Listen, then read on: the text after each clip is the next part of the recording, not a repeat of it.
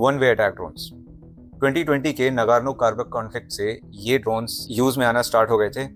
Azerbaijan ने Turkish और Israeli drones की मदद से आर्मीनिया के एयर डिफेंस और आर्मर को सिस्टमैटिकली डिसमेंटल कर दिया था। मिलिट्री प्लानर्स को इस टाइम पर यह समझ में आ गया था कि फ्यूचर की बैटलफील्ड में एक छोटा सा ड्रोन भी किसी एक्सपेंसिव मिलिट्री हार्डवेयर को डिस्ट्रॉय कर सकता है। और फिर आया एक turning point Russia Ukraine war में, जहां पर ये सारे ड्रोन्स मेन स्ट्रीम हो गए। यहाँ रशिया ने ईरानियन शाहिद ड्रोन्स की मदद से एक मैसिव स्केल पर डिस्ट्रक्शन किया। रशिया ने ये जो ड्रोन्स यूज़ किए, अबाउट $20,000 to $30,000 एक ड्रोन की प्राइस होती थी। इन्होंने इससे जो स्ट्रैटेजिक टारगेट्स हैं, जैसे पावर स्टेशंस हो गए, एमुनिशन डिपो हो गए, क्रिटिकल इंफ्रास्ट्रक्चर हो गए, इनको डिस्ट्रॉय करना स्टार्ट करा और यूक्रेन पर धीरे धीरे प्रेशर बनाने लगे। और इन कॉन्फ्लिक्ट में ये जो वन वे अटैक ड्रोन्स हैं, ये एक मेन स्ट्रीम मिलिट्री वेपन के तौर पर सामने आए। और इसी ग्लोबल ट्रेंड के बीच इंडिया ने भी डेवलपमेंट स्टार्ट करा अपने indigenous one way attack drone का। आज हम एक ऐसे ही ड्रोन के बारे में बात करेंगे जिसका नाम है शेषनाग। सबसे पहली बात, ये कोई कन्वेंशनल डिफेंस पीएसयू का प्रोजेक्ट नहीं है, ये एचएएल ने नहीं बनाया है। ये डेवलप हुआ है एक private sector driven indigenous loitering munition programme से, जिसे बनाया है न्यू स्पेस रिसर्च ने। शेषनाग 150 का जो डिज़ाइन है, इसे आप काफ़ी हद तक शाहिद 136 या जो यूएस का लुकास ड्रोन है उसके सिमिलर आप कह सकते हैं। ये जो ड्रोन है, इसका वेट है अराउंड 150 kg, जिसमें जो वॉरहेड होता है वो अराउंड 25 to 40 kg का होता है। अब आप ये देखो कि 40 kg का जो वॉरहेड है, ये काफ़ी बड़ा वॉरहेड है। जो आर्टिलरी शेल्स होते हैं 155 मिलीमीटर के, ये आर्टिलरी शेल्स का वेट अराउंड 40-45 kg तक होता है। तो एक ड्रोन की जो डिस्ट्रक्शन कैपेबिलिटी है वो ऑलमोस्ट एक आर्टिलरी शेल जैसी है। इसकी ऑपरेशनल रेंज की बात करेंगे तो अबाउट 1000 किलोमीटर तक ऑपरेशनल रेंज है। ऑब्वियसली 1000 किलोमीटर तक जो मैक्सिमम रेंज है वो मिनिमम वॉरहेड कैपेसिटी के साथ आएगी, जो है 25 kg। और जैसे ही आप वॉरहेड का वेट बढ़ाएंगे, यानी 40 kg तक जाएंगे, तभी जो रेंज है वो धीरे धीरे कम होती जाएगी। इसे अप्रैल 2026 में पोखरन टेस्ट रेंज में एक लाइव वॉरहेड के साथ टेस्ट किया गया, जहाँ पर इसने 700 किलोमीटर की स्ट्राइक रेंज को डेमोन्स्ट्रेट करा और अपने कोऑर्डिनेटेड स्वॉर्म अटैक को भी वैलिडेट करा। कोऑर्डिनेटेड स्वॉर्म अटैक्स के बारे में मैं आपको बाद में बताने वाला हूँ। उस टॉपिक पे जाने से पहले मैं आपको इसकी कुछ स्पेशलिटी बता देता हूँ। ये जो शेषनाग ड्रोन्स हैं, ये एक लॉयटरिंग म्यूनिशन प्लेटफॉर्म के ऊपर बेस्ड है।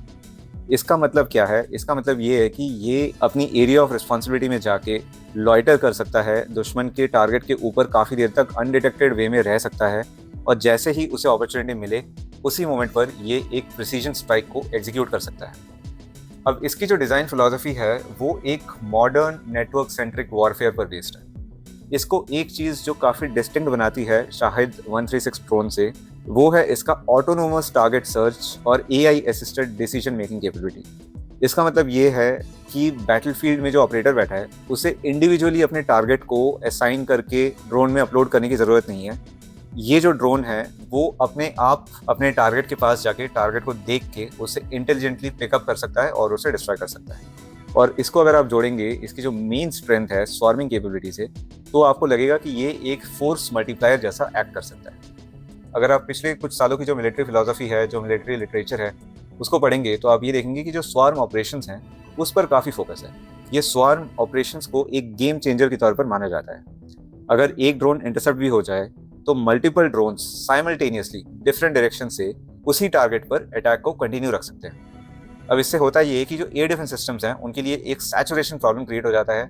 वो इतने सारे छोटे छोटे टारगेट्स को अपनी मिसाइल बैटरीज से या अपनी गन बैटरीज से डिस्ट्रॉय नहीं कर सकते हैं। तो ये जो स्वार्मिंग कैपेबिलिटी है, ये एक काफ़ी डेंजरस कैपेबिलिटी उभर कर सामने आ रही है पिछले कई सालों में। तो इमेजिन कीजिए एक ऐसा सिनेरियो जहाँ पे 20 शेषनाग ड्रोन्स को एक टारगेट पर लॉन्च किया गया। कुछ ड्रोन्स उसमें सैक्रिफाइस होंगे इन द सेंस कि वो इंटरसेप्ट कर लिए जाएंगे, लेकिन उन ड्रोन्स से जो इन्फॉर्मेशन है टारगेट का वो बाकी ड्रोन्स तक पहुंचाया जाएगा। और क्योंकि वो बाकी ड्रोन्स उसी टारगेट के ऊपर लॉयटर कर रहे होंगे, वो ड्रोन्स काफ़ी कम रिएक्शन टाइम में अपने टारगेट को डिस्ट्रॉय कर पाएंगे। अब शेषनाग ड्रोन को कंपेयर करते हैं शाहिद 136 से। अगर वन ऑन वन कंपेयर करेंगे तो शाहिद ड्रोन्स की जो सबसे बड़ी स्ट्रेंथ है वो है इसका रेंज। शाहिद ड्रोन्स को 2000 किलोमीटर या इवन 2500 किलोमीटर से भी ऑपरेट किया गया है, यानी कि इसकी रेंज बहुत ज़्यादा है। और इसका डिज़ाइन देखेंगे तो इसका डिज़ाइन काफ़ी सिंपल है। एक नॉर्मल डेल्टा विंग है, बीच में फ्यूजलाज है, पूरा का पूरा ड्रोन ऑलमोस्ट फ्यूल से भरा हुआ है, पीछे एक सिंपल पिस्टन इंजन है और एक जीपीएस गाइडेड नेविगेशन सिस्टम है।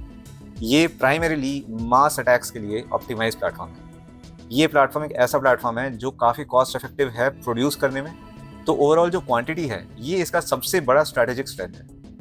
अब शेषनाग ड्रोन की अगर बात करेंगे तो इसका अप्रोच थोड़ा फंडामेंटली डिफरेंट है। जहां पर शाहिद 136 एक प्री प्रोग्राम्ड अटैक प्रोफाइल को फॉलो करता है और अपने मास क्वांटिटी के ऊपर डिपेंड करता है, वहीं पर शेषनाग ड्रोन जो है वो एक फोकस्ड इंटेलिजेंस ऑपरेशन फिलॉसफी के ऊपर बेस्ड है। ये ड्रोन्स एआई इनेबल्ड हैं, यानी कि हवा में ये अपने टारगेट को रिकॉग्नाइज कर सकते हैं अपनी एक प्री फेड लाइब्रेरी से, और जैसे ही वो अपने टारगेट को रिकॉग्नाइज कर जाएंगे वो ये इन्फॉर्मेशन रिले करेंगे अपने पूरे ड्रोन स्वार्म को। तो उस पूरे ड्रोन स्वार्म में सारे ड्रोन्स को ये पता लग जाएगा कि वो टारगेट कैसा दिखता है और उसकी लोकेशन कहाँ है। यानी कॉन्सेप्ट सिर्फ फ्लाई एंड एक्सप्लोर तक नहीं है, ये एक नेटवर्क हंटिंग कैपेबिलिटी के साथ आता है। तो शेषनाग का जो ऑब्जेक्टिव है वो एक कोलैबोरेटिव स्वार्म बिहेवियर को इनेबल करता है, और यहीं पर शाहिद 136 अपने सिंप्लिसिटी और मास अटैक पर डिपेंड करता है। अब मैं आपको एक और सिस्टम के बारे में बताऊंगा जो यूजुअली ज़्यादा डिस्कस नहीं होता है। ये है हमारे एडवर्सरी पाकिस्तान का GIDS सरकश ड्रोन सिस्टम। अब ये भी एक लॉइटरिंग म्यूनिशन है, ये भी एक anti armour precision strike role के लिए बनाया गया है। काफ़ी सिमिलर है इसका रोल शाहिद 136 से। ये एक टैक्टिकल बैटलफील्ड इन्वायरमेंट के लिए डेवलप किया गया प्लेटफॉर्म है। जो प्राइमरी फिलॉसफी का डिफरेंस है सरकश में और हमारे ड्रोन्स में, सरकश ड्रोन्स जो हैं ये एक कन्वेंशनल लॉइटरिंग म्यूनिशंस हैं, यानी कि इनका एम्फेसिस एआई इंटीग्रेशन या स्वार्म इनेबल्ड ऑपरेशंस में नहीं है। ये एक सिंपल टैक्टिकल लॉइटरिंग म्यूनिशन है, pretty much similar to the Shahed 136। तो ओवरऑल अगर आप देखेंगे जो शेषनाग ड्रोन्स हैं ये एक नेक्स्ट इवोल्यूशन स्टेप आप कह सकते हो। जो करंट ड्रोन्स हैं शाहिद 136 जैसे, इन ड्रोन्स के ऊपर जो अगला इवोल्यूशन है वो शेषनाग 150 जैसे ड्रोन्स सामने ला रहे हैं। और सबसे इंटरेस्टिंग बात, इंडिया के पास इससे भी एक स्टेल्थियर ऑप्शन मौजूद है जिसे हम कहते हैं नागास्त्र 1। ये सिस्टम ऑलरेडी इंडियन आर्मी के साथ ऑपरेशनल है। अगर आप चाहते हैं कि नागास्त्र के ऊपर भी मैं एक वीडियो बनाऊं, उससे कंपेरेबल सिस्टम से कंपेयर करूं, तो let me know in the comment section. If you have come till the end, consider subscribing the channel. It's a new channel. Thank you for watching, and I will see you in the next one.